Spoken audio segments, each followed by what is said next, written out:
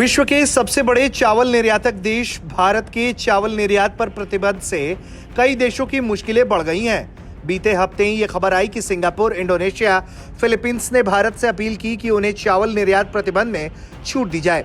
अब भारत ने सिंगापुर को चावल निर्यात की अनुमति देने का फैसला किया है।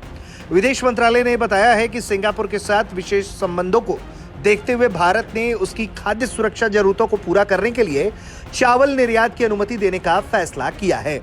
विदेश मंत्रालय की जानकारी में बताया गया है कि भारत और सिंगापुर के बीच एक बेहद करीबी रणनीतिक साझेदारी है, जो साझा हितों, आर्थिक संबंधों और दोनों देशों के लोगों के बीच जुड़ाव की विशेषता है।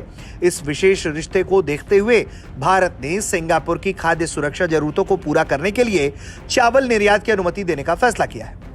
साथ में यह भी बताया गया है कि इस संबंध में औपचारिक आदेश जल्द जारी होगा। मोदी सरकार ने घरेलू कीमतों पर अंकुश लगाने और घरेलू खाद्य सुरक्षा सुनिश्चित करने के लिए 20 जुलाई से गैर बासमती सफेद चावल के निर्यात पर प्रतिबंध लगा दिया। यह प्रतिबंध बासमती चावल और उबले चावल पर नहीं था। वहीं कुछ दिनों बाद सरकार ने बासमती चावल के निर्यात पर भी पाबंदी लगा दी। 27 अगस्त को सरकार ने कहा कि $1200 प्रति टन वाले बासमती चावल को निर्यात की अनुमति नहीं दी जाएगी। इसके बाद सरकार की तरफ से कहा गया कि उसे गैर बासमती सफेद के अवैध निर्यात को लेकर कई रिपोर्टें मिली हैं। सरकार ने कहा कि गैर बासमती चावल का गलत वर्गीकरण कर उसे विदेश भेजा जा रहा है। सरकार ने एक बयान में कहा कि हमें यह बताया गया है कि गैर बासमती सफेद चावल को उबले हुए चावल और बासमती चावल के एचएस कोड के तहत निर्यात करने की कोशिशें हो रही हैं।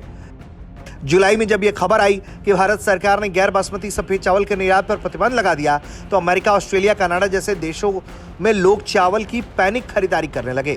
लोगों में यह बात फैल गई कि जल्दी चावल महंगा हो जाएगा। इस वजह से लोग सुपर स्टोर्स और दुकानों से एक साथ कई पैकेट चावल खरीदकर स्टोर से लौटने लगे। कुल मिलाकर देखा जाए तो भारत अपने मित्र देशों को अकेला नहीं छोड़ेगा। इसमें Singapore, Indonesia, Philippines, Bhutan, Mauritius जैसे देश हैं जिन्होंने भारत से आग्रह किया है और भारत उनके आग्रहों पर विचार कर रहा है। अगस्त की शुरुआत में भूटान ने भारत से 90,000 टन चावल के लिए अनुरोध भी किया था। अब ऐसे में आने वाले दिनों में मित्र देशों को इस तरह की सहायता भारत जरूर प्रदान करेगा, लेकिन चावल निर्यात पर रोक लगाकर भारत एक तरह से देश में प्राइस राइज कंट्रोल करने की कोशिश कर रहा है। ब्यूरो रिपोर्ट, भारत तक।